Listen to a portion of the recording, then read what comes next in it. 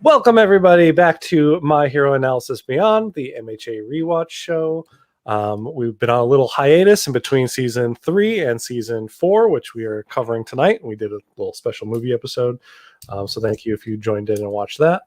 I am one of your co-hosts, Tom Uwatu DeGrazia, and I'm joined by Steph, who has her actual whole handle this time. I'm just noticing Slag My Thrilla. So please visit Slag My Thrilla on Instagram.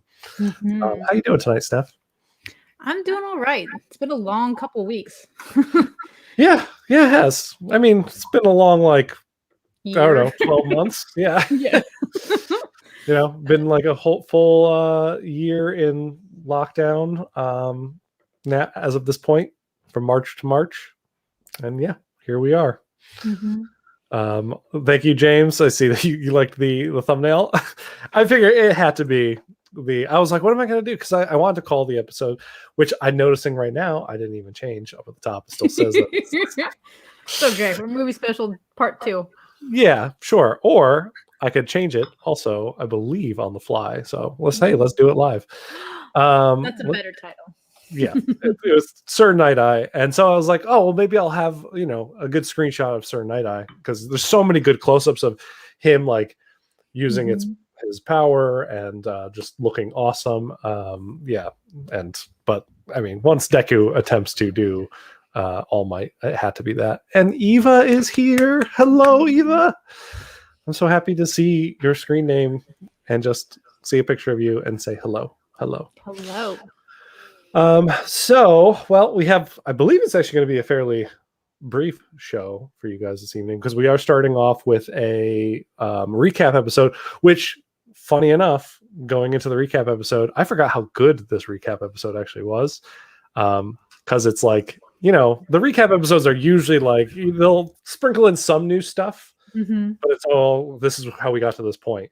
But there's a lot of good, like, cute photographs of all the kids and whatnot. So yeah, so let's get into it.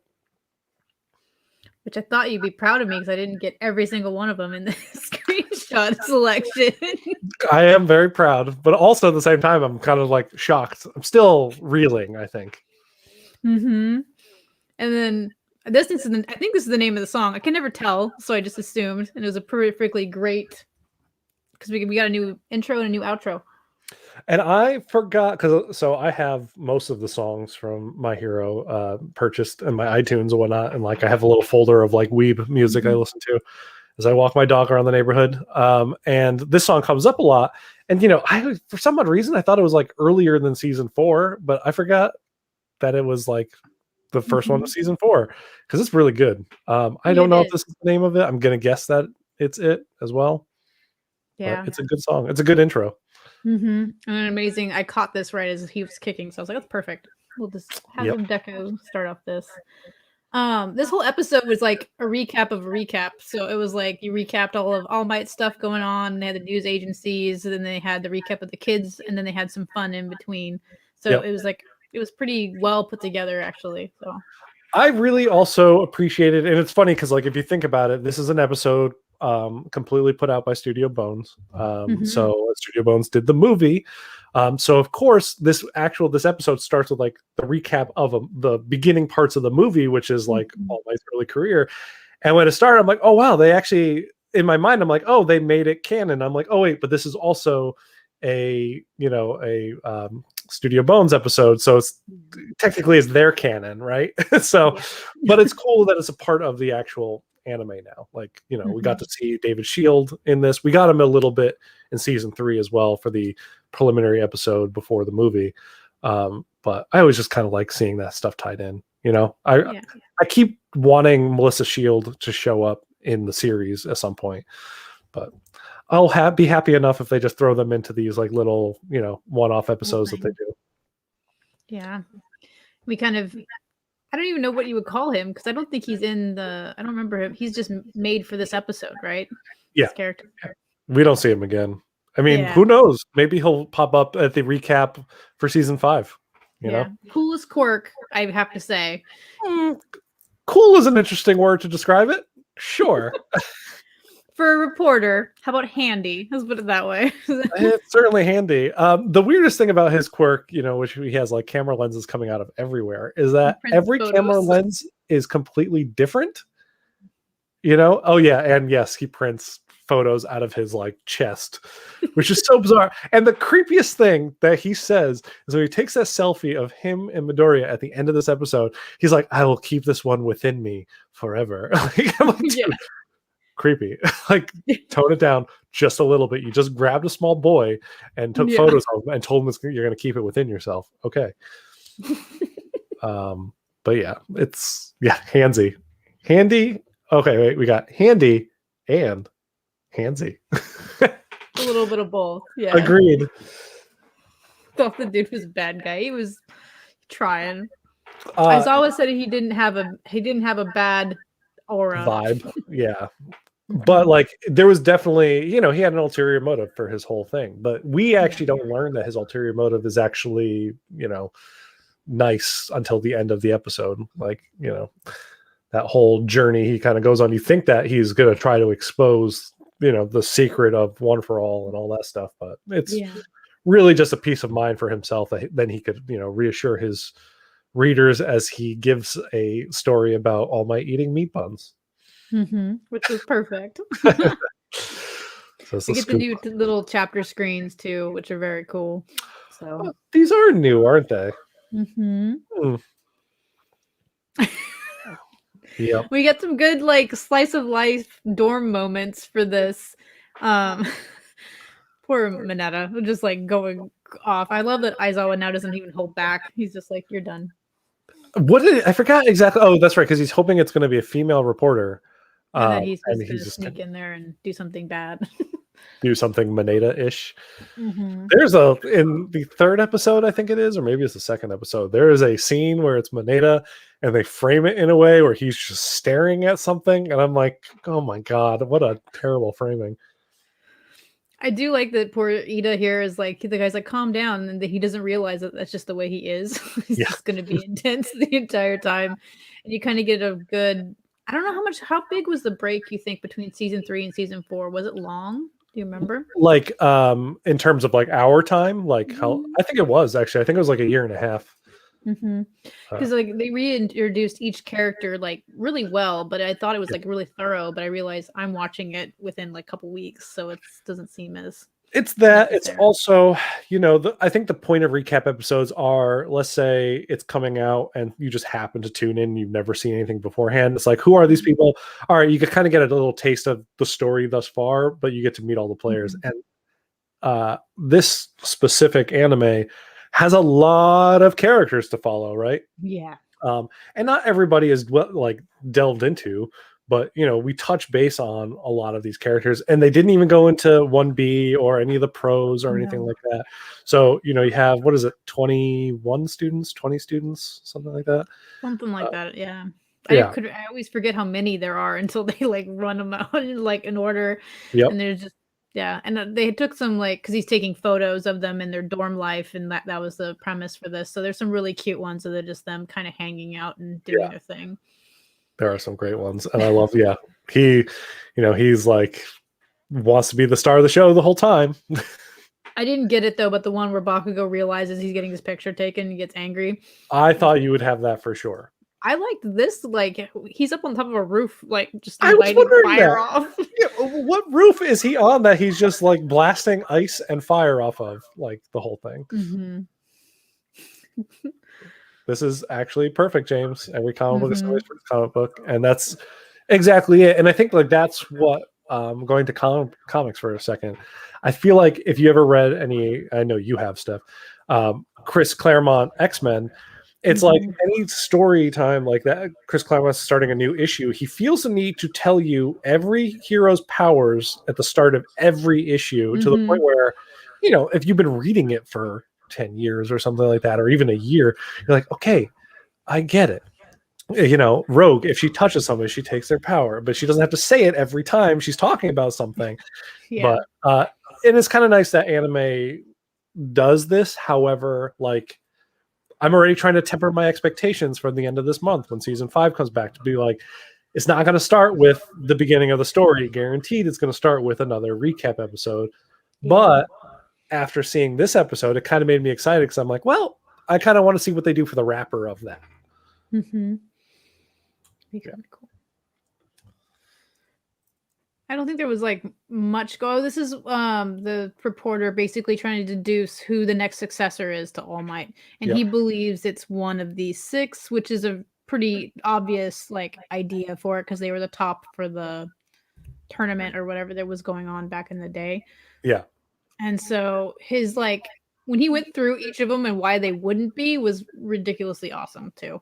Yeah, but I think he narrowed it down really well. You know, although I feel like to write off Shoto just because he's like, you know, the next Endeavor's line. I mean, that's exactly Shoto wants to be the #1 hero. You know, like he would love to be All Might. He also does not know, this reporter, Shoto's relationship with Endeavor and things like that. You know, so but it's interesting how he kind of comes to his own conclusions. And we get some. And All Might just walks into a convenience store, and the guy thanks him and hands him an umbrella because it's raining and meat puns. It's like funny. Hey, yeah, and this was, you know, All Might's adorable now, especially that he's like kind of trapped like old man, or not old man, but deflated All Might. But it's just really cute. He's just standing there. I remember, I think like the way how he says "wow" too is just like, it's just a funny way that he says it. This was cute because it's like not only is it Deku who's going to be #1, he's really excited for the whole class. So I think that was cute, even though it's probably more towards Deku too. Yeah, totally. And when he said it, the whole scenario that led to the reporter coming here and whatnot, and All Might saying that on camera, you know, he did mean it for Midoriya, but he didn't say it to him directly. And this is kind of his way of, I think, acknowledging that to him, as well as, you know, you are, this next generation is all of you guys, bring yourselves up together kind of thing. And I think, you know, it's cute that they do that. And then bringing it all back around where they were like, this reporter is not some random person. He was there at the beginning of this key moment in Deku's mind as well. And kind of like the bonding that the reporter and Deku have, where it's almost like it could have been Deku himself just thinking about all of this information, but they had another character kind of like to bounce that off of, was interesting. Yeah, it was cute because he saved his dad. Like, you know, the building was crumbling and his dad was in there and he was in the audience. And when he sees like All Might touchdown, his dad's on his shoulder, it was a really cute moment. And that's his first photo. This when his quirk was like went up and he took a photo of All Might. It was cute. Yep. And you know, I think he says it in a way that he was like, not only did All Might kind of save my life or save like what was important to me, but he also kind of showed me the door in a way to his career, because like his first photo was of All Might saving people, and it became like the photo the newspaper ran. And you know, he kind of went into with a quirk like this though, you kind of have to be a journalist or something like that, I guess. It's such a, why is it like metal? Like, it's, what happens if someone cracks one of those lenses, you know, like what's the story? I don't know. The one that comes out of his cheek is probably the most bizarre. And yeah, they have a bunch of like, they can come out like all over the place. Who need like one or two? Great, but like really? And I mean, this would be gross. And I'm glad they didn't do this, but I would imagine them to be fleshy, you know, because they're coming out of his flesh, or like muscle or bone or something. But they're not. They're all like, that's a Nikon lens, that's a Sony lens, like, you know, and they're all different types. Like one is the lens of a point and shoot camera, like, you know, like different optical zooms. Like, I wonder if he can control which lens comes out of where. At least Mineta doesn't have this quirk. Oh my good lord. There'd be one telescopic lens coming out of one spot and that's about it. Yeah. I'd be a trained perv. Isn't interesting. This was like nice bonding moment where Deku gets to like have someone else tell him that they're excited that he's going to be a hero too, and that he has the right qualities. So it was kind of nice for him to hear, but it's also a good recap for him to know that we know as an audience that it's going to continue on with this too. So yep. And it's also like, it's kind of amazing when this all happened. Like, I think if this wasn't like you know, a special one-off episode, I would think that this would be telling the audience, hey, if you looked at Midoriya's and All Might's situation, you could probably deduce in this world the whole scenario with One for All. So it's kind of like puts us kind of like a little bit of tension on that in that way, until I remember again, oh, this was just kind of like this isn't part of the manga. This isn't part of like the overarching story. This doesn't come up again. What are they talking about? I see you smiling and like looking over at the chat. Ah, okay. Yes, Moneta with that quirk, I would not be watching MHA either. So I agree with you, Mariana.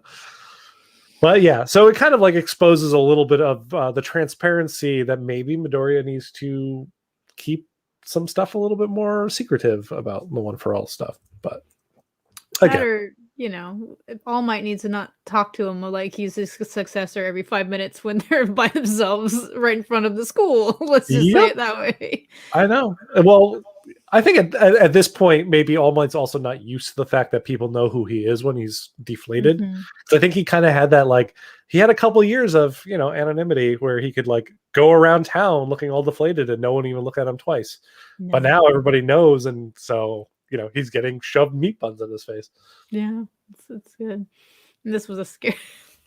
It's also what a weird place for Deku's hand, like touching this weird guy's chest. It's like, I know Taco was like concerned.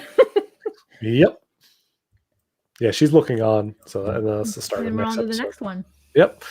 So yeah, this is when he says the creepy things like, I'll keep that in my chest always until I write my book entitled which the title was terrible. It was like the symbol of peace before he was the symbol of peace. The story, like, it was just long and just like, dude, you need to rework on that title. Yeah, I think Mariana nails it here. Seriously, someone with like super hearing has not heard them yet. Yeah, I know.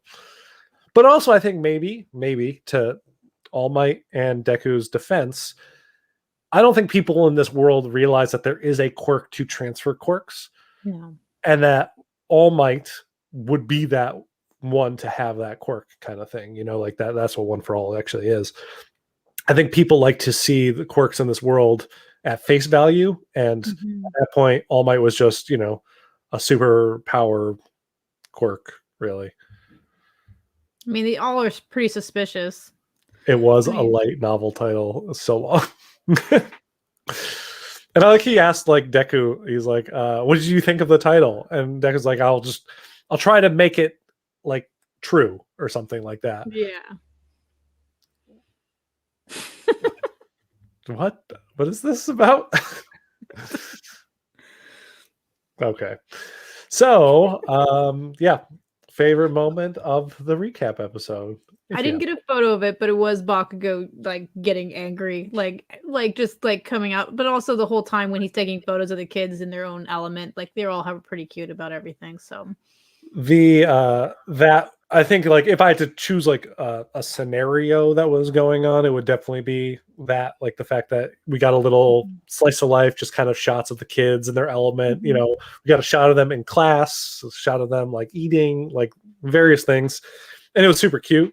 But also, I don't know, like All Might getting shoved meat buns and just being like, wow, like that was also really cute. So, okay. Thank you, James.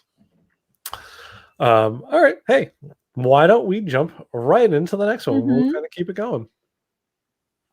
Nothing makes my morning better, or even evening, when I watch this and listening to Gran Torino talk, because his voice actor is like the coolest thing ever. So that was like a side note for this. I was super excited to hear him again. It's not even like the way how he dictates things too is just like sometimes he just sounds like so over it. And I like that he's teasing Midoriya too. He's like, wait, who are you? Every time. Yeah. Oh yeah, that's right. You're that useless successor. Yeah. Just get him a complex even more. This episode actually gave us a little bit more clarity, not even clarity, but like knowing about Mirio too. Like we knew a little bit from the last few episodes, but Mirio's like personality and stuff, we kind of get to know them a little bit better. Yeah. So this episode and the next one I kind of see as one big super episode for getting to know what Mirio's doing, where he's at, some what's going on with this new character. We get a lot of why he's important too, right? Like, because he is actually without Mirio himself knowing this, he's like the crux of this whole underlying story going on with the Nighteye Agency and All Might and their whole past of sidekick and hero, and that tension between them, and the idea that Mirio was to be Night-Eye's pick to be like the new One for All bearer, but Mirio has no idea, and he's just like beaming and happy and kind of going about his life because he's made his quirk his own and made it super powerful and kind of made it awesome. Actually, Mariana, this is a really good point about recap episodes in general. Like, and this piggybacks off of what James said about how it's not a very good season premiere. Is I completely agree, because like we're edging in on season 5 about to kick off, and to know they haven't announced or anything like that, but we know based on the past 4 seasons, or at least the past 3, because you don't do it in the first one. It's gonna start with a recap episode. Why not bury that in a little bit further, like the mid-season point, because usually that's when we're switching stories anyway, so it's like the perfect time, because we've been without the show for over a year at this point. I want to be like super excited when it starts off, not to be like, oh well, the first episode is going to be a throwaway almost. But also counterpoint, someone who is a manga reader, which I know most of the people here also are, it's also not, it's kind of exciting because whatever happens in this first episode isn't going to be in that manga, because they wrap it in something specific to tell the story thus far. So it's like, it's nice kind of going in and not knowing what to expect in a way. So, but I like Mariana's idea the best. Just put it in the middle.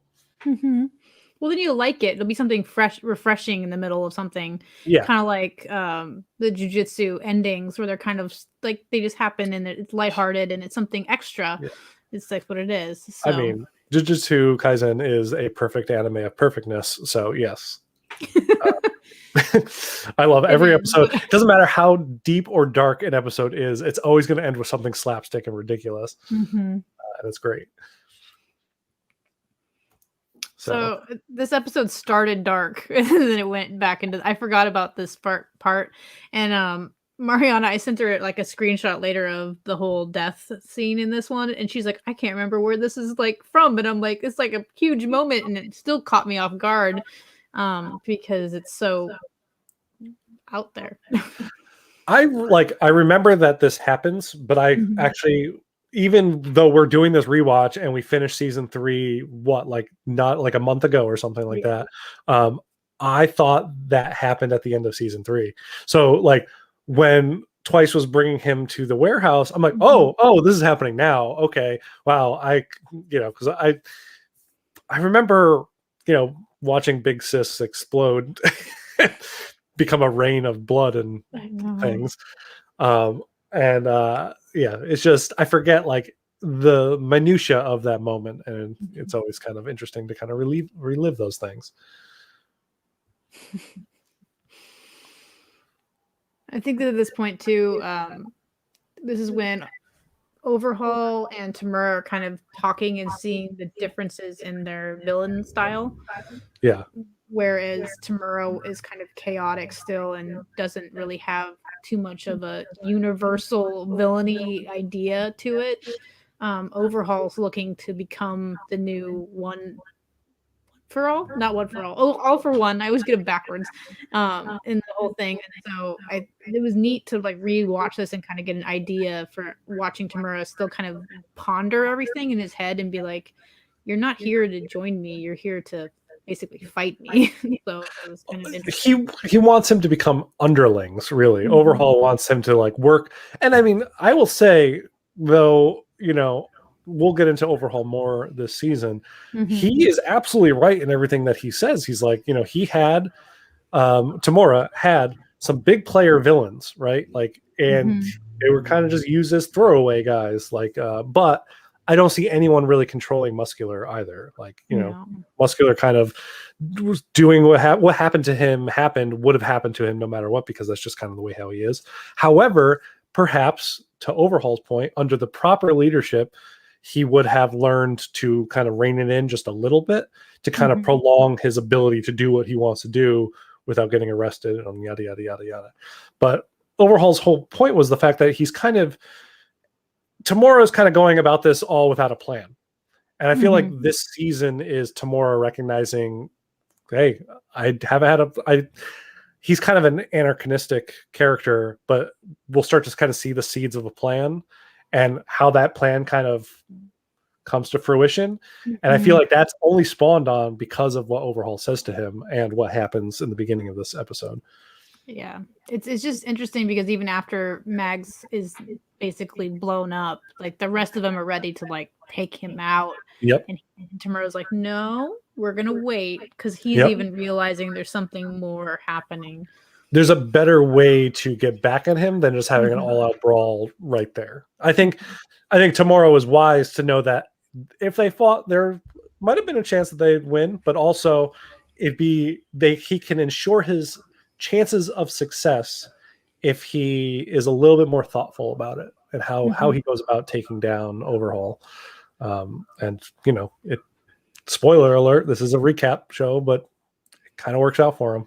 Yeah, it works out for Tamura. At least it's pretty ingenious later on too. Yes, especially how he gets back for that arm comment. He's like, I owe you an arm.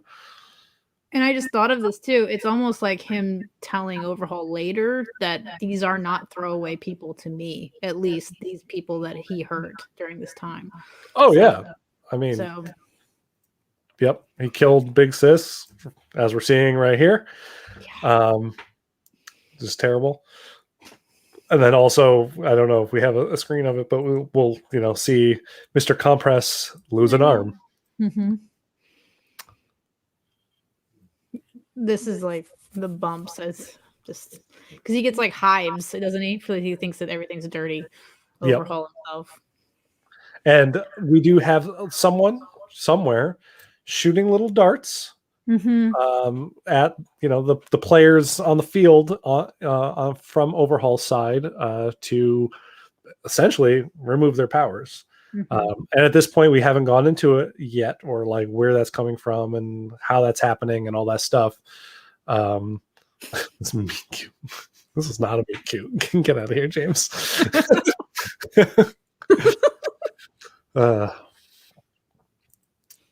Yeah. So in between these two scenes, we have Mr. Compress here lose an arm, and we have Toga basically wanting to stab Overhaul a whole hell of a lot. And Twice was trying to jump in there too.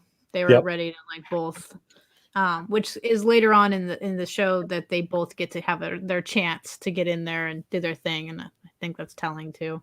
I think it's great that he uses them to infiltrate Overhaul's whole scenario. He's Yakuza. It's like a Yakuza spin-off, pretty much, right? It's like that's how they explained it, because they were all like, "Who is this person?" And they're like, "It's like the Yakuza." They're like explained it in basic terms for everybody. Yeah, basically all organized crime before powers hit the scene. Kind of started to go the way of the dodo when Heroes kind of put a squash on it, and then they all kind of start to meld together into one organized crime thing, but that wasn't technically organized crime anymore, because then they had like All Might, putting a stop to anything. So it was an interesting, like how it even still existed was very interesting. It doesn't exist very well because they're starving, basically, I think, the families and everything, because there's nothing to go on. And this is just Tamura's mind of going back and through how he can make a mistake and it's okay, because the guy is always going to be there as his mentor and father figure and all that information. So it was a good little villain part. And then they had their screens, which are really cool, but there's no information on them. So I know everything's unknown. Yeah. I mean, you get their names and whatnot, and I know exactly why you have this picture up here. We get back to the kids and then kind of like what they're going to do from now on, which is still trying to decide if they're going to go to internships or not, which the teachers, I believe, didn't want them to. And then they took out half the agencies unless they were like active heroes. I couldn't remember what the exact qualification, but they had to be better agencies than just your normal one. Yep. Yeah, there was a very specific qualification, which even they've said it multiple times over these past like 2 episodes, and I'm like, okay, sure. Basically, they had to already have a work study kid, is how we were treated to it, because all the kids end up going off to basically work studies where the other big 3 already are. So except for one. Oh yes, except for one special case. Yes, good point. I always forget about his because we don't get it covered at all. No, you know, it comes back like later, which we haven't seen yet. But yeah, Denki playing with Ojiro's tail is a new one of my favorite things that until we did this Beyond, I never picked up on. That's what was happening until the last time we talked about it, and now every time I notice it, I'm like, he is totally playing with Ojiro's tail again. Every time. And it's such a random pairing for the two of them too. It's really cute. And they never say anything about it. Like, they don't even cut to show you that it's Ojiro. They just like, this is a close-up of Denki, and they don't like take it away. No. Has Horikoshi said anything about this? What is this? I'm assuming the tail thing, but I'm assuming not. I don't think so. I haven't read because since I switched from chapter to chapter, I haven't gone back, even though I have the volumes in red, and that's usually where I, get my Horikoshi like fill-in story stuff, because in between chapters, he loves telling you, this was my thought behind this, and this is why I did this. So I don't know, Mariana. I'd imagine you would know, because I know you read all the trades when they come out too. So I don't think he has, but it needs to be asked. These are the important questions we need answers to. It's definitely, yeah. Oh God! In this part, this was out of character for him to. Well, I guess he can't go. I guess that's what it is. He's mad because he can't participate. So he was assuming nobody could participate, and then he realizes they can. Yes. Yep. He has a lot of great reactions here because he's been sidelined, and him and Shoto together. Shoto's a perfect foil for Tatsuki. I love it. Yeah, the two of them actually interact well. Because they do. Nothing phases Shoto, and Bakugo's phased. Everything phases Bakugo. Yeah. Yeah. Everything. That's a show I would watch. Everything phases Bakugo.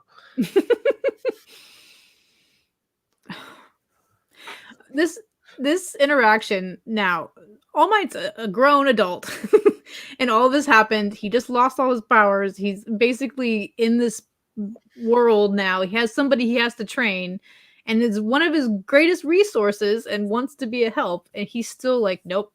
I had a fight. We're gonna be nothing. Yeah, he is a stubborn child in this, and only because he knows he's wrong. Like, he admits it. He's like, I can't face him now because everything he said comes to pass, pretty much.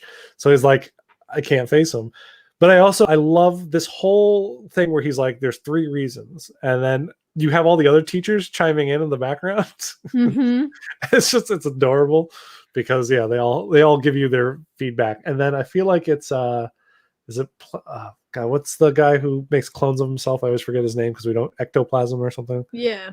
And he's just like, I want to do karaoke. Like, everybody's like commenting on what All Might's saying, and he's just off in the background like, I really want to do karaoke. And it, like, they made fun of it, like his shoot style wasn't strong enough, and the ectoplasm guy's like, I thought it was pretty good. Like, they're like going on. But I think Cementos says like he still has a little ways to go or something like that before it's reliable. Which is, it's good that they're all talking together. Sorry.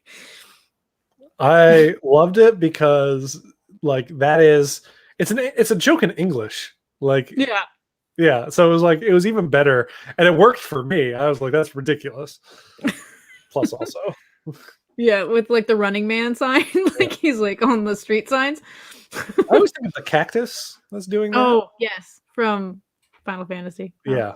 Yep. Which is the worst villain. Oh my god. I don't know if anyone played Final Fantasy Remake, but oh my god, that freaking cactus. It's bad in 8 too. But yeah, I just like that we get to see more of his humor. And he even says to Amajiki, whatever his name is, Sun Eater, and the other girl that he's like, I'm not funny still. Like, he knows that his jokes are not like hitting the right way. But he keeps trying, And I love that his reaction was like, he got really excited because All Might, like over the loudspeaker, it was like, All Might wants to see you. Mm-hmm. And it was just like, it was adorable to see his reaction because everybody loves All Might, right? Yeah. And it was just, I like that. I like how she thought he was in trouble too. She's like, "What did you do?" Of course, of course. The Yeah. dude has his clothes falling off every other scene you see him. So yeah, there's a high chance that he's in trouble. Mm-hmm. Yep. I can never take Tintin seriously. No. And so basically they had this conversation where Mario's like, "Oh, you want me to introduce Midoriya to my work study person, which is Nighteye, Sir Nighteye." And so he's like asking about it, and he's like, "Oh, sure, I guess that's why you want me to see me," because he's completely confused why he's there and Midoriya's there and All Might's there, which is kind of like leading up to this whole conversation he's gonna have with Nighteye like next episode. Yeah. So it's just kind of it's a little It's a lot for all three of them. I loved this interaction too, where we have Mirio ask, because before Mirio's like, "Yeah, I'll introduce you," he turns to Deku and he's like, "Why do you want this? Like, what's your purpose? Like, why do you want to be a hero that works under Sir Nighteye, that kind of thing?" And he initially is going to be like, "I want to be a hero that saves people with a smile," which is the thing he's been saying as a child. But instead, you see flashbacks of all the experiences that Deku has had, and all his mom crying, and the people that have helped him like along the way. And he's like, I want to be able to be the hero that that people won't worry about me, that I can save people. Like I want to, and then it's just I want to be the greatest hero. Like I think Mirio sees this drive that he needs to be the better version of himself. And I think that's a massive thing for him. And it was like, as soon as he said that, and I think Mirio sees a lot of Deku's true personality, even though a lot of it is playing out inside of Deku's head. I think the way how he kind of pauses, the words he chooses, he kind of sees it and is like, I could see why, and lets him meet Sir Nighteye. Yeah. Really, which is, I think after this, and they go back to the dorms, and everybody's like, it's the weekend, and they're like brushing their teeth and like hanging out. And these two are going to basically after school care because they have to go retake their provisional license. So they're going to detention. And then Midori is like jetting out because he has his interview with Nighteye. So it's like the different levels of students. It was pretty amusing. Yeah, because we have Mineta and Denki, I think, are just brushing their teeth, being like, wow, this is finally a day we have nothing to do. And then you see Deku is actually using his One For All, because we do see the green electricity as we don't see him at all. We see a cloud of smoke with green electricity dash through the house, dash by these two, and just kind of go on. Like he's rushing to the agency. And yeah, these two are off to their the provisional license course prior to getting retested for the provisional license. And so I think this is just Deku thinking of what he knows about Nighteye and what's going on, because he idolizes everybody. So he's thinking about this person he's about to meet, and he's not quite sure what he's going to see, what's going to happen. And unfortunately, he walks in when he goes to meet him, and this is like horrifying on so many levels. So many levels, like so many levels. Also, it's funny because reading the manga, I never knew multiple things. One, that Nighteye also had green hair, but that Bubbles girl was blue. So I also thought that she was wearing a bodysuit in the middle, and this is what makes me very uncomfortable with her being in a tickling machine with how little she's covered. And I'm like, as a hero, I would imagine someone would rush to save her in this scenario. But instead, if they didn't know who Nighteye was, because he's not in his mind doing anything offensive, he's just wanting her to she was giving her report very sternly, and so he was like, "No, you need to give this." Yes, I know what happened, but I at the same time, it's unsettling on a massive level. I also like that Mirio's introducing him and like slowly makes his way over there to let her off the machine. My favorite part is the fact that while Deku is distracting Nighteye, Mirio does save her from this machine. So, and we get his attempt to be funny. Yeah. Mirio does set up. He's like, there's one thing you have to know. It's like, if you want to get this internship, this work study, you have to today, before you leave, you have to make Nighteye laugh. And Deku accurately says, I'm not funny. I don't know how to make people laugh. So he does what he does. And we learn in the second episode, or the second part to this, why he chooses this specific face, all this other specific stuff. But it is the most fanboy nerd thing you could possibly do. But it is completely misread by Sir Nighteye. I think we also find out later that he didn't really have a chance anyways. No matter what he was going to do, Nighteye was not comfortable with him coming there in the first place. Yeah. So. But yeah, as you said, though, we learned that after the fact.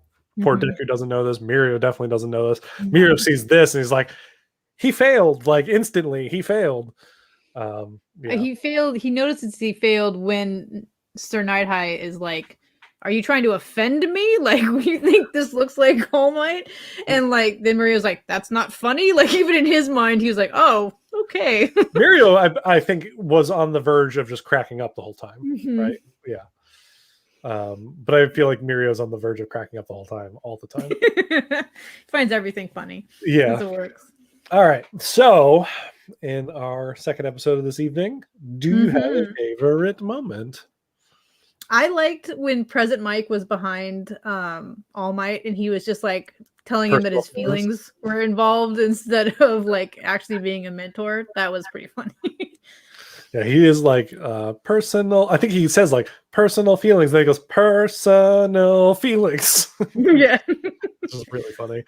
That scene again, yeah, with the teachers behind him was a fantastic one. Like it definitely, I don't know. I like powered down All Might, deflated All Might is always leads into some of the cutest moments of this series. But I think for me, it might have to be Deku for the first time adjusting his why he is doing what he's doing. You know, because I think until that conversation with Mirio, it was the same thing he's been repeating in his head to save people with a smile. You know, but I think he's now realizing, going back to season 3, where All Might's like, you don't have to be just like me. You don't have to use, one for all just like me. You are you. Be you. And this is the first time he's got to really let out why he wants to be a hero. And so I think like when he had that talk where his mom came out to tell him that he didn't have to go to UA, and him deciding that I don't have to, I can be a hero anywhere. This is like the next step, is figuring out that what he really wants as a hero might not be to be All Might Jr. So there's all those names are so All Might Jr., Mighty All Mights. Yeah, great names. All right, well, let's jump right into the last episode of the evening, which we actually have a full 25 screens for.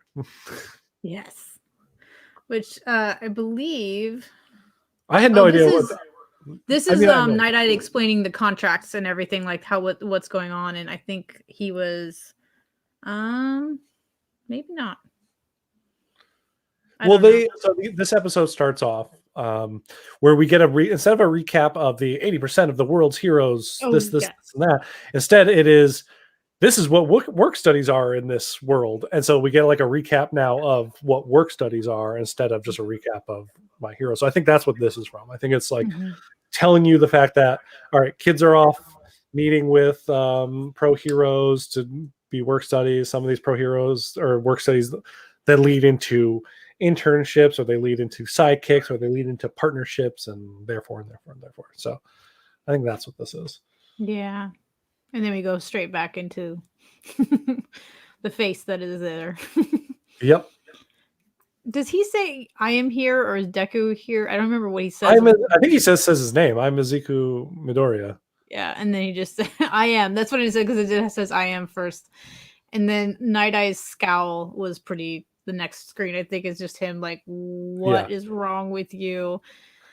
I think the level of fanboy from Night-Eye to Deku is about the same, actually, for this entire thing. Like, it's ridiculous. This entire conversation when they're like trying to out fanboy each other was awesome. It's great because you get to see a simple thing like, fanboyism, but played off. Everybody's different. Everybody treats things differently. You can both be fanboys, but Nighteye and Deku couldn't be two different people, two more of a different person than if you tried. Like, right? Like, Deku is innocent and wide-eyed. Nighteye is very narrow-eyed, and he believes he knows like the best for everybody, kind of thing, which kind of plays into his quirk. I feel like Night-Eye's face was like, bro, too soon. You know what? That's actually quite possible too, because at this point, I forget, this is after we won't get any more buff All Might stuff, right? This is like right after his retirement. So, and yeah, it's a little too soon if you're a fanboy to fanboy. But it's like after this point, then he's explaining where the face is from, because like Night-Eye is like the eyebrows or during certain stages were this far away from his head and his wrinkles and like moved his face around. It was like ridiculous. Like he went into it by the centimeter. Like he was like, it's 8 centimeters on this side, and he's like molding Deku's face as he's saying it. But there's some boy who fell into a river, and basically his powers were to change water, I believe, into different things, and then he got panicked and changed it into vinegar, which one made no sense whatsoever. Like apple juice or something would have been like better for a kid, but like vinegar. And so when he dived in to save him, his face scrunched up a little bit more because it stung. But the conversation they had about this, did you know this? And Night-Eye thought he was being quizzed, and he was like very adamant about, yes, I know the answer to this question. But Deku was excited somebody else knew about it. But he's excited that someone else knew about it. But he, like, the story, the reason why he chose this is because not because of the face, not because of the scenario. It's because of the line that he says to the kid was funny. And therefore, like, but you have to know the history of the situation to know why it's funny. And, so like he chose that after looking around the room and seeing that Night-Eye was like a massive All Might fan. Yes, I think this is James nails it here. And I was a fan of the original trilogy, and Deku came in during the sequel. I think you mean prequels, but yeah. I mean, I want to give Deku more credit, so I'll say sequels. There we go. Yeah. Boy Meets is also... It's an interesting name for an episode. It works, I guess. This part when he's just like missing every time, and like it sounds like a clock almost when he's like hitting the table. It's very time sensitive the way he's doing it, and very adamant. Even like Murio's like, "What are you doing?" Well, there's something like unsettling about a clock ticking like loudly. It's the same kind of, when you hear like a water droplet just dripping at a specific interval. That's supposed to be very unsettling. And the way that they shot this, I guess directed it or whatever, is they're cutting to Night-Eye, to Deku, to the hand hitting the table, to Night-Eye, to Deku, to the hand hit. Like they keep cutting back to the hand hitting it. And it's like, it's really effective to like set up the tenseness of the situation. And I like how like he's hitting it and Deku's like, "You're missing the paper." Like he cannot believe it's happening. Yeah. Well, he wants to. I think at this point, Deku sees everything as like a, flat scenario. It's like, oh, I'm here. You have the paper. You have the stamp. Clearly, you want to stamp the paper. Like that's why everything's set out. And he's missing. And he also, I think, believes in Night-Eye being like very capable of a hero and a person. So why would this very capable individual miss this paper? Because he's mean. So then this whole idea that he wants to know what is so good about Midoriya, like why did he get picked? He makes us a question about what can you contribute to society, but it's realistically it's just a test for Nighteye himself to see why this person got chosen instead of the person that Nighteye decided was going to be good enough. Yeah. So it was very, I don't know. I liked the way Deku handled it too, because he's really realistically trying to do this on his own. He's not there for All Might, but it ends up being all about All Might in anyways. Yeah. I think this episode shows a lot of Deku's strength, because I know if I was giving this situation, I would be like, this guy's a fucking asshole. I do not want to work under this guy. Like, he doesn't believe in me at all. But Deku like perseveres through this whole scenario, almost like stronger, and like it comes off at first as being indignant, but it's not. It's like, it is the fact that he's challenging him is a greater challenge for him to overcome, and he sees that if he can overcome it and win over Nighteye, then he'll have in his mind proven himself a little bit more to be the successor, because Deku kind of doubts himself, right? And it's because of everybody building him up and cheering him on that he kind of pushes forward. So he kind of sees it as the next hurdle, which is just great for this kid. I do like, I know Nighteye is trying to provoke him during this next like trial where he gives him 3 minutes to try to take the stamp from him to stamp the paper in, but he does say some kind of like unnerving things for a 15 or 16-year-old kid to hear. Like, I'm like, come on, you're supposed to be a pro hero here, and you're taking out all your emotional distress on this kid. It's just a little. I think though, I mean, if you think about it from Nightheye's perspective, he is definitely saying all this stuff specifically to get a rise out of Deku. And so also at the same time, if this kid is going to be working at his agency, he's going to be out there in the real world dealing with real people, and no one's going to sugarcoat anything.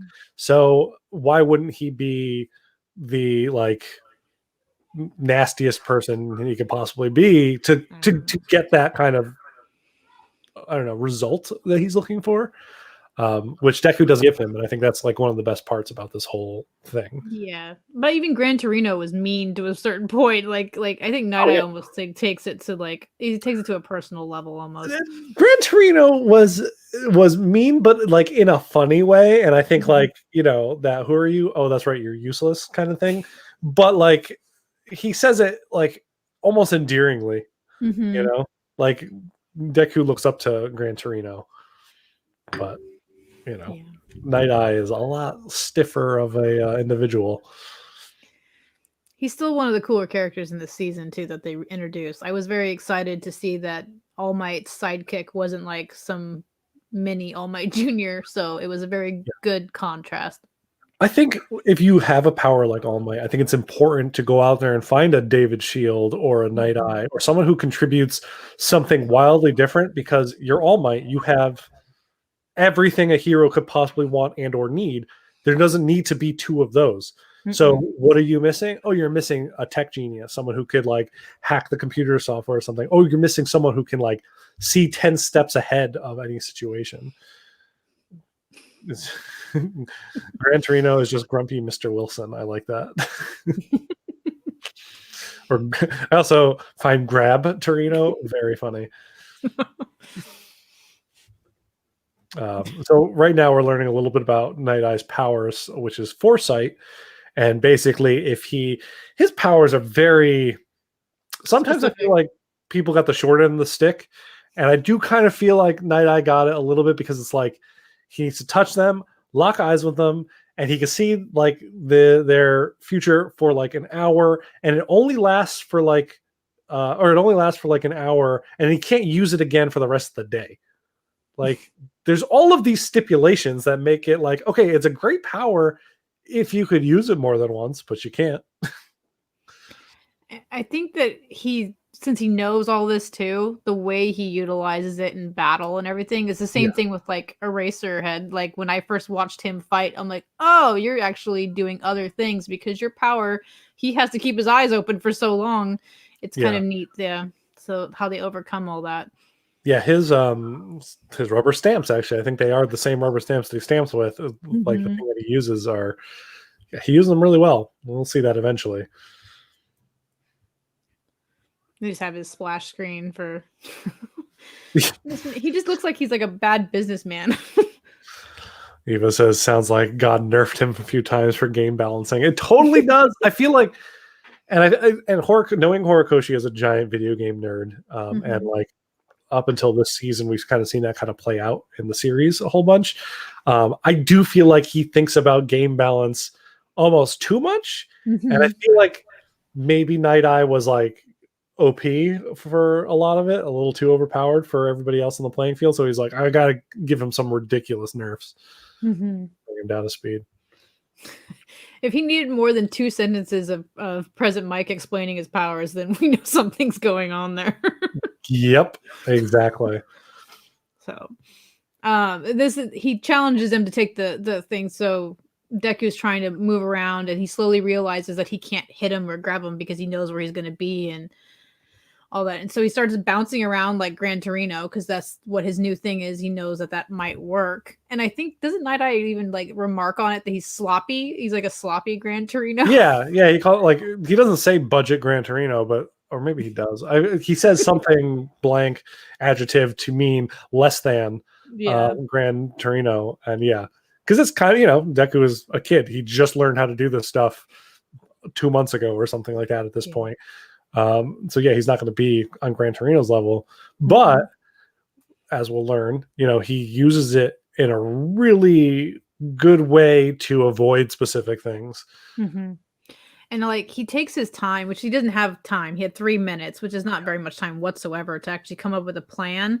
But the amount of like information and muttering, basically, I'm going to say it, in Deku's mind going on during this 3 minutes, even when he's like standing still thinking for 15 seconds and Nighteye's trying to make him like get flustered. He wasn't. He's like, how am I going to do this? Yep. And then the overarching thing is, like, we'll see it later, is he was trying not to hit certain things in the room, even though Nighteye told him everything in the room was up for grabs or whatever you needed to do, which I think is also silly because he loves everything in that room too. Nighteye would have probably not been happy if he trashed a bunch of stuff. But I think he also wanted to kind of test Deku in that regard too, perhaps.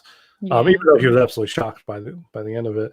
But I think he does shake Midoriya in the middle of this, because after the minute passes, the first minute, that's when he lets out the whole thing that he knows about the One for All getting passed down. He tells Deku that it should have been Mirio. He wanted it to be Mirio, and this is when he like lets him know. He's like, you'll never be acknowledged in my eyes, kind of thing, to surpass or be the one that should have gotten this. It should have been Mirio, and I will let you know. Yeah.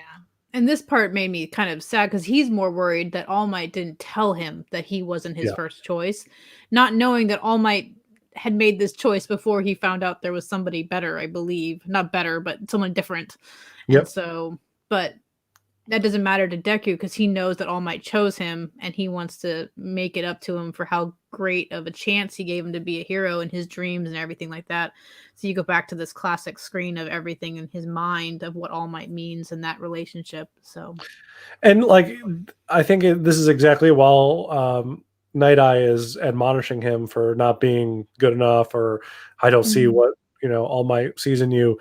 Like, you have someone berating you directly in front of your face, but as we cut away to this scene inside Deku's mind, we just see like the pinnacle in his mind of All Might looking down at him, being like, you can be a hero, like like him giving him that chance and him believing in him, and it inspires Deku, and he chooses not to hear the terrible things Nighteye is saying, and instead focus in on All Might, which also his confidence in All Might getting a little bit shook because he thinks that the whole why didn't he tell me about Mirio.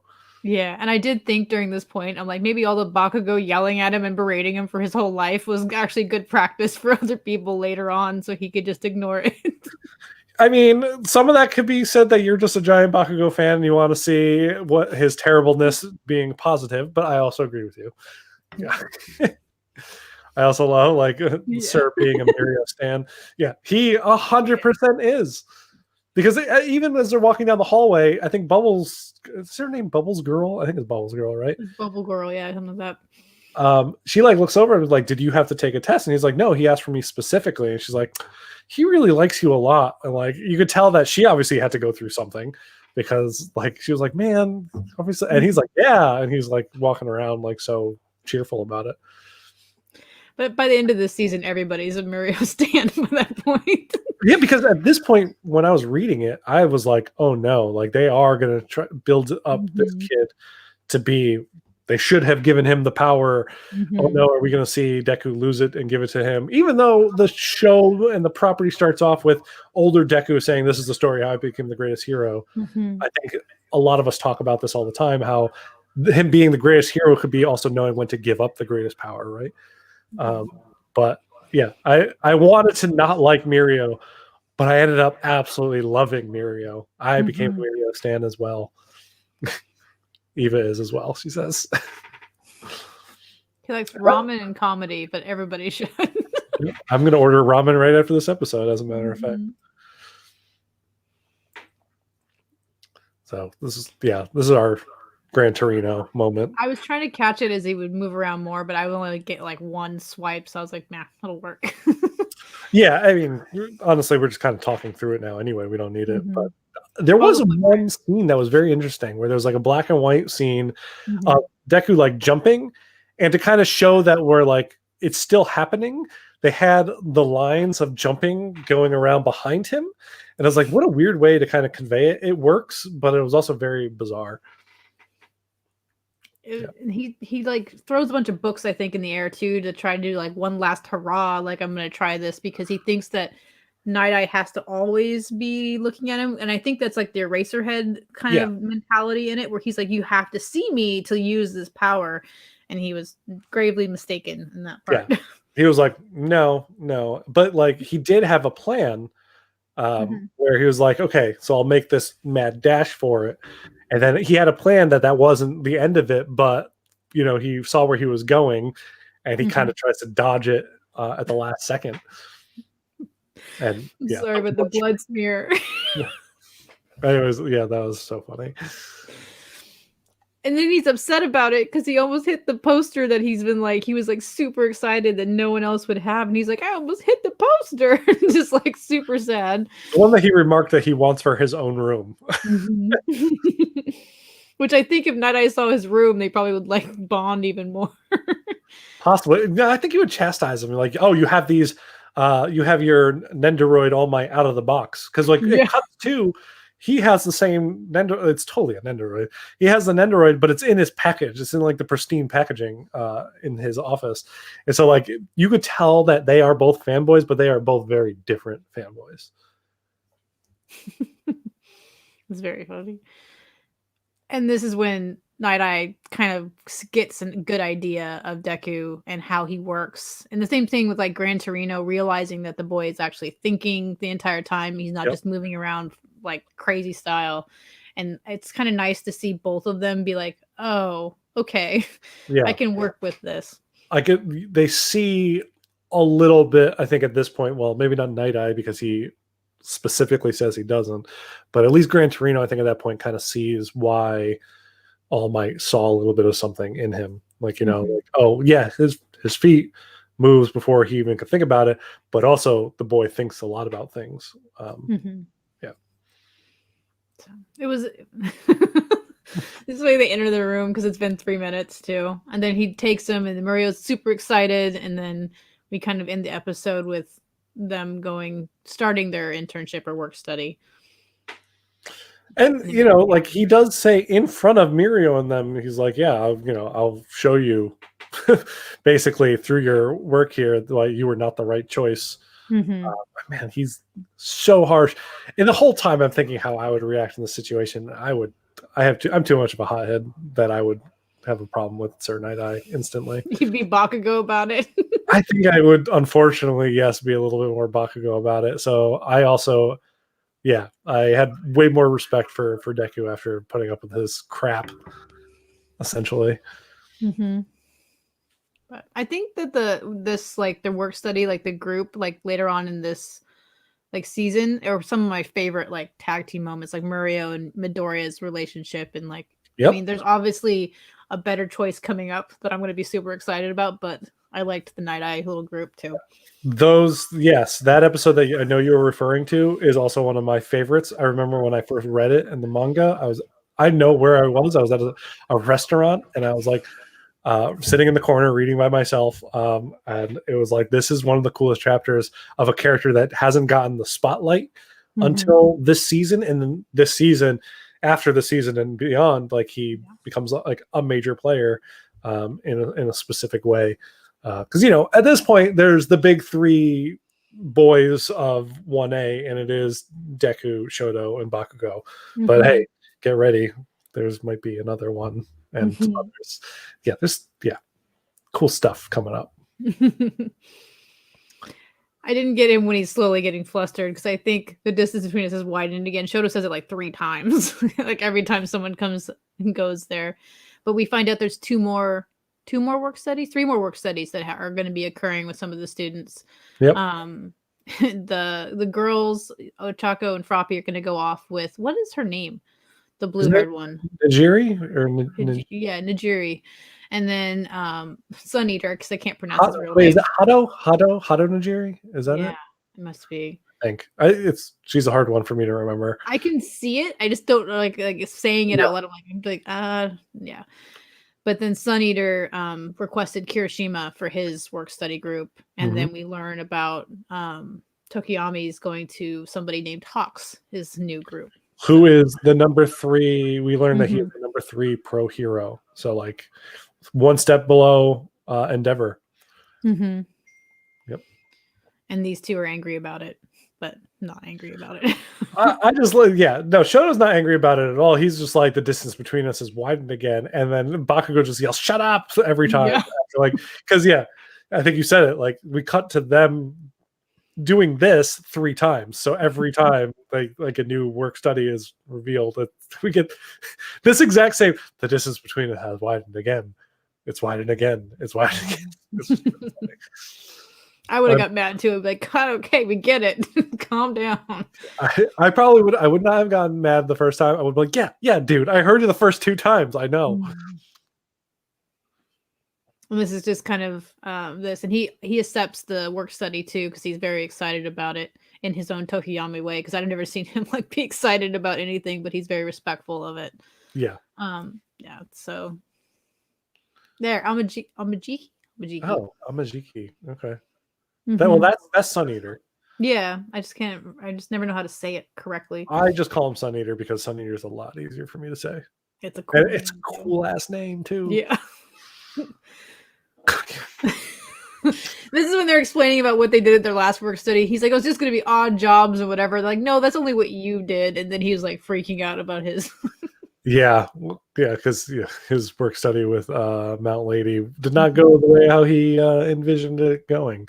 He was basically an actual intern in our real lives, where the gopher, right? You're going to get coffee or cleaning the toilets, the things like that. And then we cut to our new outro, which is one of the prettier ones. All about Yuri. One of my favorite characters on the show. She's special. Also, absolutely beautifully drawn. I want to believe, I don't know for sure, but I want to believe this is probably all actual Hirokoshi art. Because there's a drawing of Deku in this at one point that I'm like, that is one of my favorite drawings of Deku. But like, man, it's beautiful. It's a great ending. And knowing her story, her tragic story, it's extra special. And so we get a little taste of their mission. Her running down an alleyway from somebody, hitting Deku at the light at the end of the tunnel, and then kind of, to put it into James's words, another meet cute that's not so cute. Well, we do learn a little bit before this scene right here too, like that the Nighteye Agency is actually investigating something right now. And it happens to be investigating Overhaul, who we saw at the beginning of last episode. And we learned that, there's been a meet between Overhaul and the League of Heroes. So Deku's already like, oh my God, that name is cropping up again, the League of Heroes. So he fixates on the League of Heroes.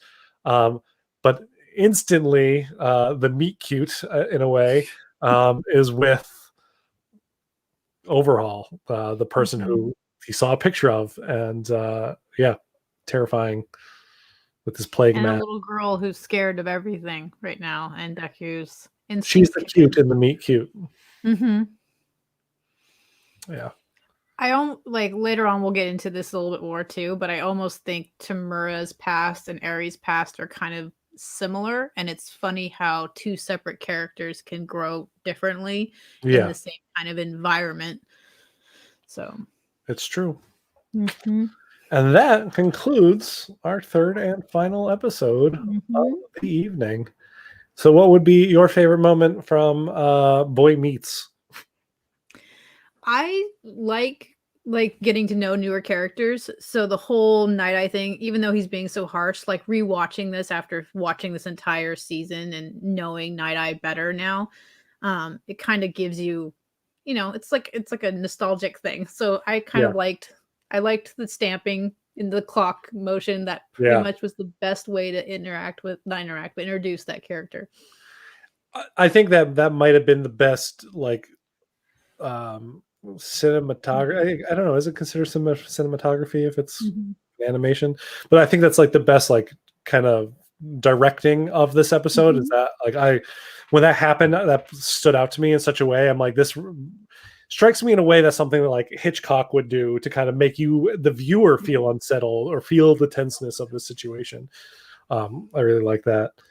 For me, it was very much like when you realize what Deku has been doing as he's been jumping around the room, and he misses like all those things on purpose, and then Nighteye realizing that. And I don't know, I always love when characters like come around in a small way in Night-Eye's, but like recognize something about Deku, and he's like, wait, this kid's actually been like, there's a reason why he's the hero of our story, like, okay.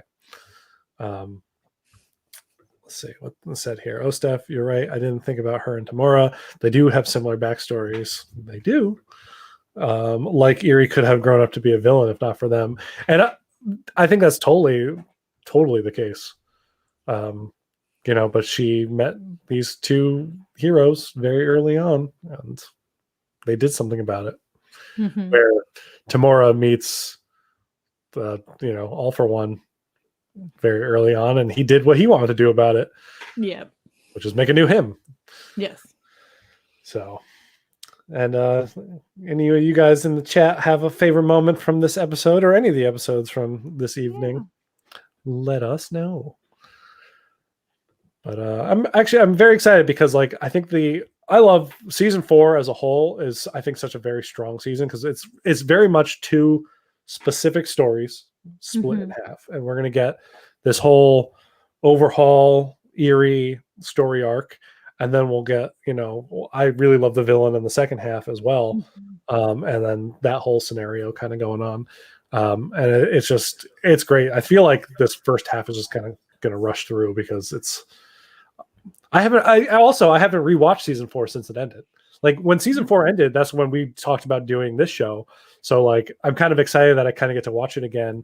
And we'll be watching it a little bit concurrently with season 5 because I think this will spill over at least like the first 3 weeks into season 5.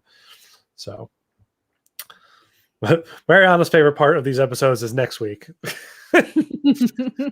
Yeah. I'm pretty excited about this coming next couple, episodes as well too, because like some of my favorite episodes are coming up, and they don't include my favorite character, which is very odd. So it's great also just seeing the spotlight thrown on the wider cast, and we're gonna even widen the cast greater because, like, we haven't met the hero that's on your shirt right now yet, that we will meet in these episodes that you guys are talking about, and then there's that whole side of things. We'll meet more pro heroes, like Rocklock and stuff like that too. Like, and I think his name is Centipeter, the one that was like a fan creation. Yes, I think has a great look. It's awesome. Oh my god, I knew this was going to be James's favorite moment. Lemon Togo was like, "I have a knife. Why isn't it an overhaul?" Yeah, there's a lot more Toga coming later too, so she'll be excited. A lot more. Yep. For certain, we'll see payoff of her collecting a little bit too coming up this season. All right. So, we're done. Yeah, that's it. That was exactly what I was going to say. So that concludes the shortest probably episode of My Hero Analysis Beyond yet, but we're going to try to kind of keep it, I think, a little bit this speed, right, going forward for the season. So shorter, quicker episodes, but still really fun. And actually, I think it's good because it kind of gives us a little bit more time to talk about the overall story rather than fixate on this screen and this screen, like going from screen to screen. So it's good. Well, thank you guys for tuning in, and we will catch you guys next week when we'll go into just more. So thank you guys. Have a great